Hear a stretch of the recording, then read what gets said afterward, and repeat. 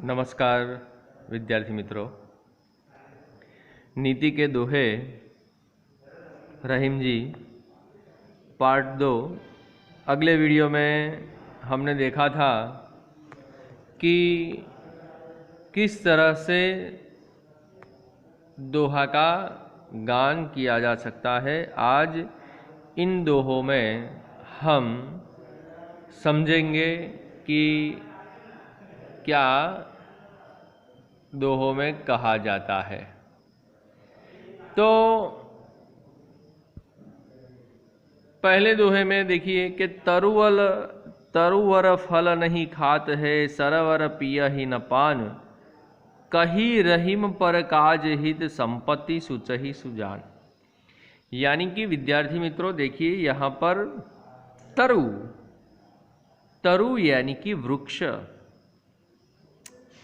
तो तरुवर फल नहीं खात है, तो तरु वृक्ष अपना फल नहीं खाता। सरोवर पियहि न पान, जो सरोवर है यानी कि सरोवर है वो खुद ही अपना पानी नहीं पी सकता। कही रहीम पर काज हित, संपत्ति सुचहि सुजान। इस तरह रहीम जी कहते हैं कि संपत्ति जो है वो भी अपनी संपत्ति दूसरों के लिए परकाज हित, दूसरों के हित के लिए ही हमें रखनी चाहिए। दूसरों के हित में आए इस तरह का व्यवहार करना चाहिए। कहीं रहीम संपत्ति सगे, बनत बहुत बहुरीत, विपत्ति कसौटी जय कसे, तेई साचे मित। देखिए विद्यार्थी मित्रों, दूसरे दोहे में कवि कहते हैं कि सही संबंध की रीत बताई है, सच्चा प्यार बताया है। कही रहीम संपत्ति सगे, इस लोक में जो सगे संबंधी है वह संपत्ति के हैं। बनत बहुत बहुरीत, विपत्ति कसौटी जय कसे, तेई साचे मीत। यानी कि विपत्ति में जो हमारे साथ रहे वो ही हमारे सगे हैं।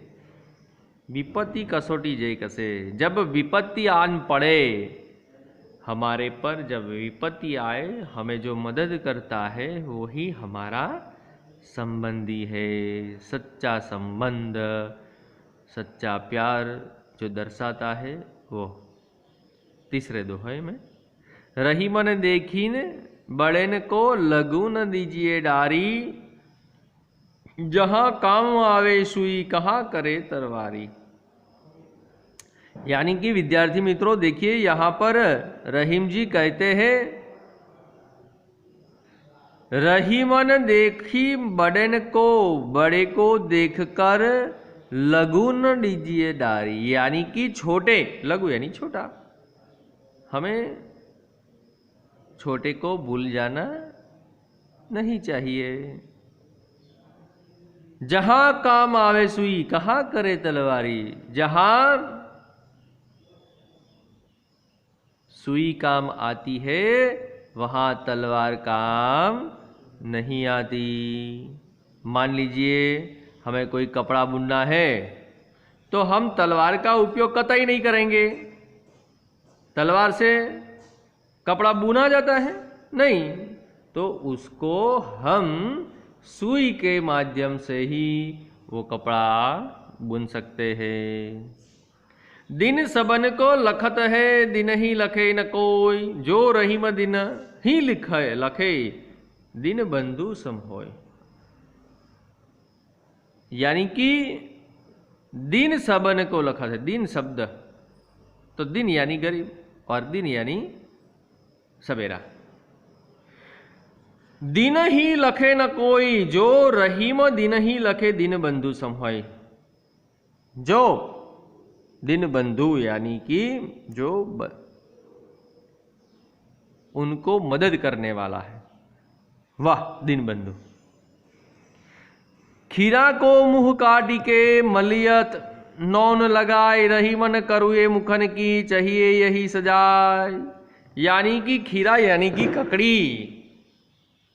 क्या करते हैं लोग? ककड़ी को काटकर मुंह पर लगाते हैं, मलिए तो नौन लगाए और मुंह पर लगा कर, रही मन करुए मुखन की, चाहिए यही सजाए। कभी कभार ककड़ी कड़वी भी बन जाती है।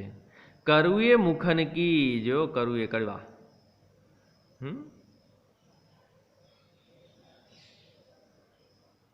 यही सजाए।